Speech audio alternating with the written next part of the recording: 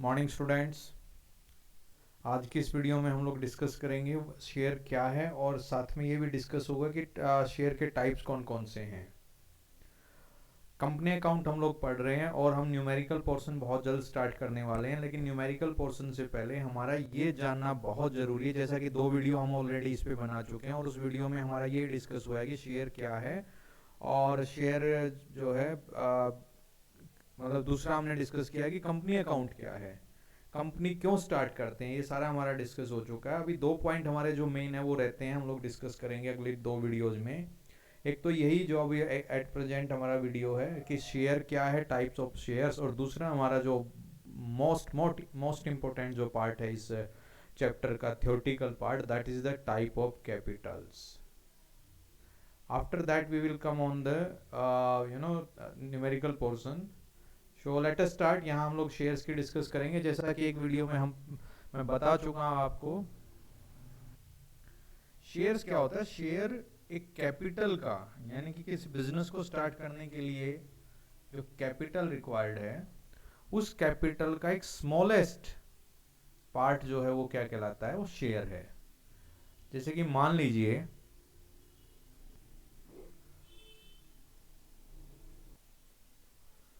आप business start करते हैं 5 करोड़ रुपीज के साथ, 5 करोड़, और आप एक शेयर की वैल्यू लेके चलते हैं स्मॉलेस्ट पार्ट 100 रुपीज। तो कहने का ये है कि 100 रुपीज और 5 लाख शेयर्स, ये बन जाएगा 5 करोड़। तो ये स्मॉलेस्ट पार्ट है आपकी कैपिटल का, जिसको आप शेयर बोलते हैं। अब नेक्स्ट पॉइंट आता है कि शेयर्स कितने टाइप का होता है। शेयर्स की 2 टाइप होती हैं स्टूडेंट्स। नंबर फर्स्ट है प्रेफरेंस शेयर्स, प्रेफरेंस शेयर, और दूसरा है इक्विटी शेयर। अब ये दोनों क्या है वो हम लोग बताते हैं। प्रेफरेंस, प्रेफरेंस की अगर हम लोग इंग्लिश में बात करें तो प्रेफरेंस का मतलब क्या होता है? प्रायोरिटी, जिसको प्रायोरिटी मिले, जिसको प्राथमिकता मिले।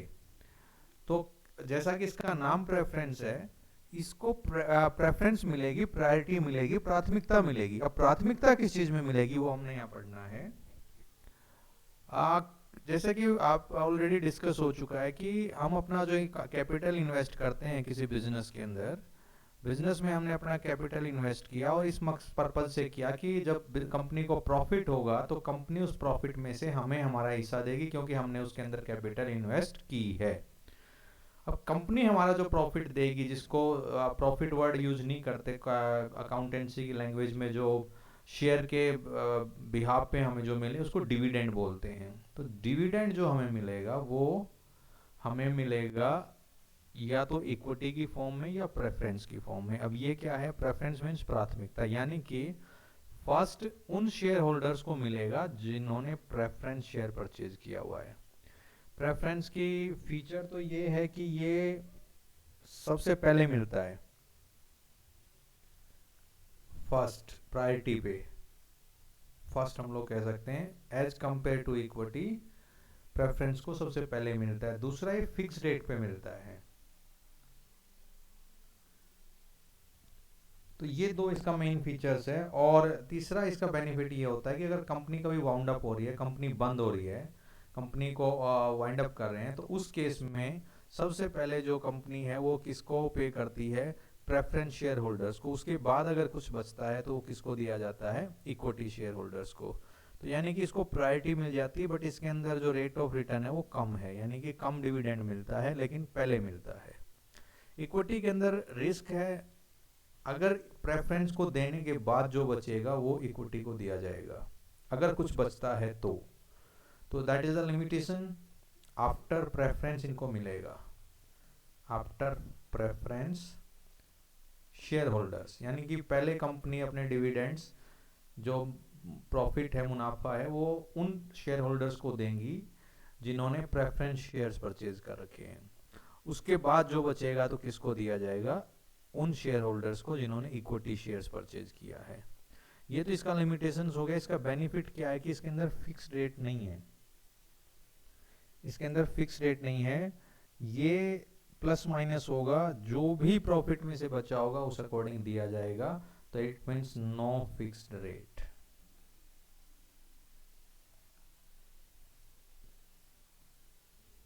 इसमें दो बातें आ गई हैं। अगर प्रेफरेंस को पे करने के बाद कुछ भी नहीं बचता है तो इक्विटी को नहीं मिलेगा।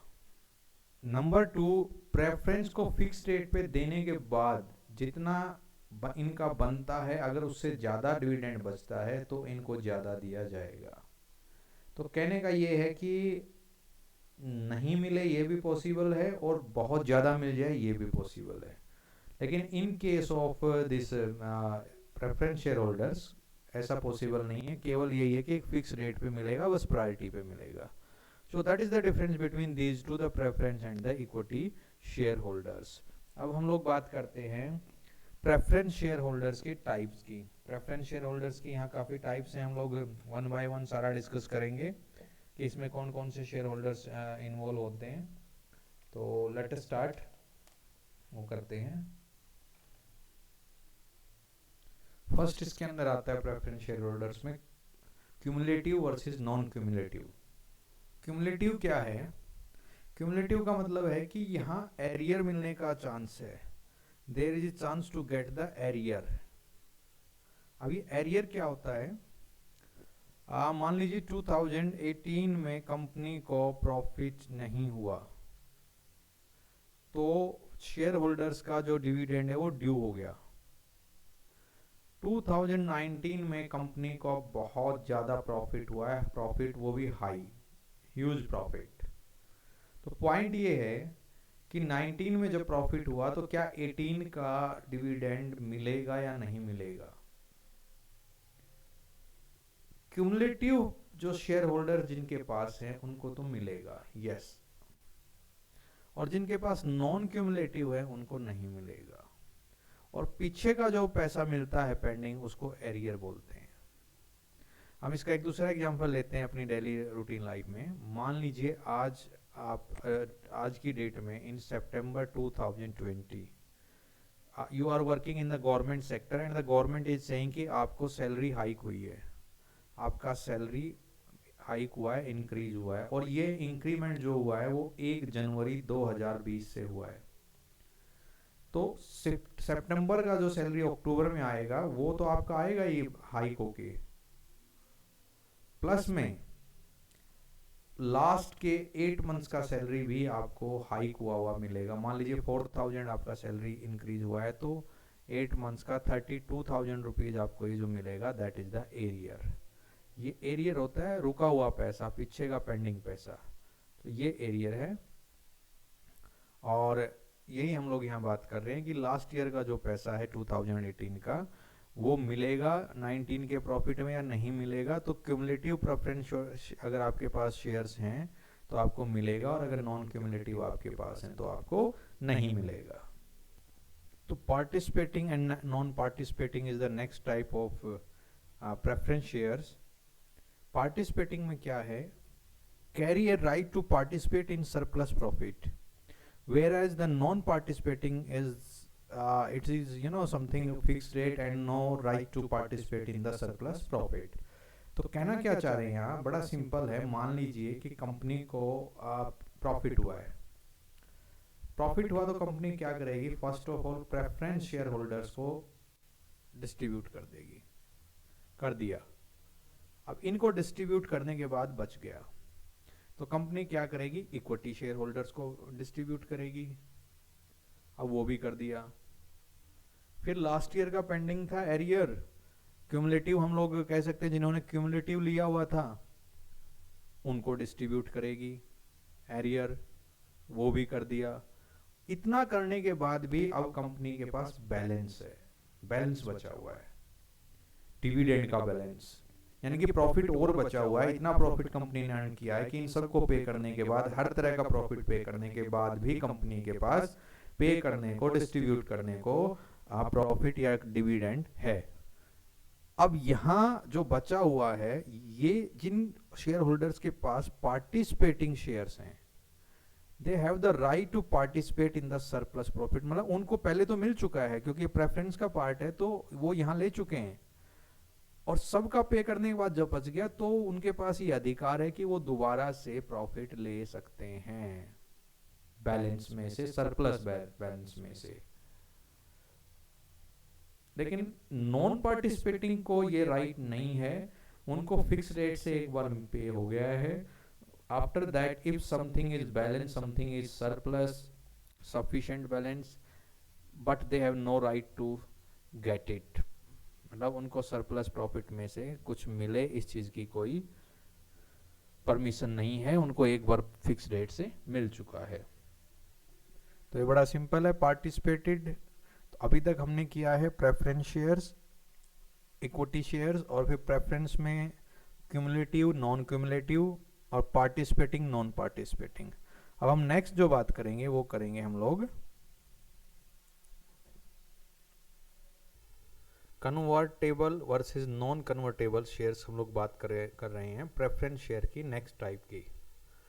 कन्वर्टेबल जैसा नाम से क्लियर, कन्वर्ट हो सकता है। नॉन कन्वर्टेबल का मतलब हो गया कि कन्वर्ट नहीं हो सकता है। तो कन्वर्टेबल हो गया कि वो share holders those can convert there preference shares into the equity, यानी कि इन शेयर होल्डर्स के पास ये राइट या ये चॉइस होती है कि वो जब अगर मान लीजिए at the time of starting अगर उन्होंने प्रेफरेंस शेयर परचेज कर लिया, क्योंकि स्टार्टिंग में कंपनी नई होती है, कंपनी के ऊपर फेथ नहीं होता है, तो उस केस में क्या होता है कि आप जो है ये इसको कोशिश करते हैं, आपकी प्रायोरिटी रहती है कि कहीं पैसा डूब ना जाए और आप प्रेफरेंस की तरफ चलते हैं, कम मिल जाए लेकिन मिल जाए, ये श्योरिटी हो।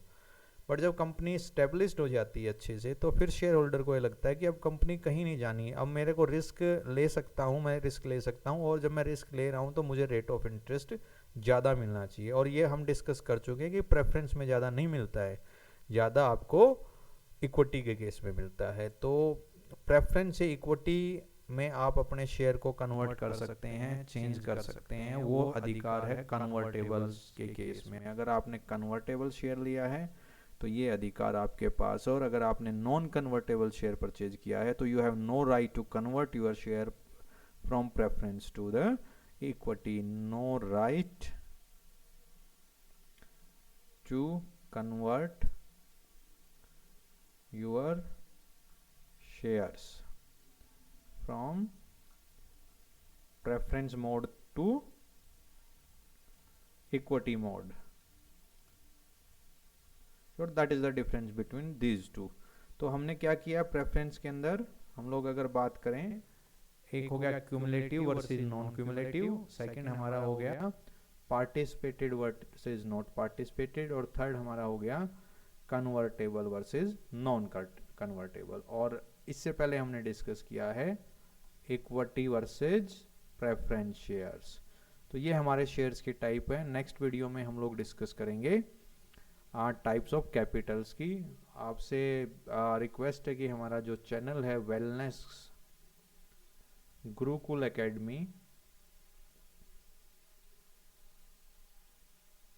आप उसको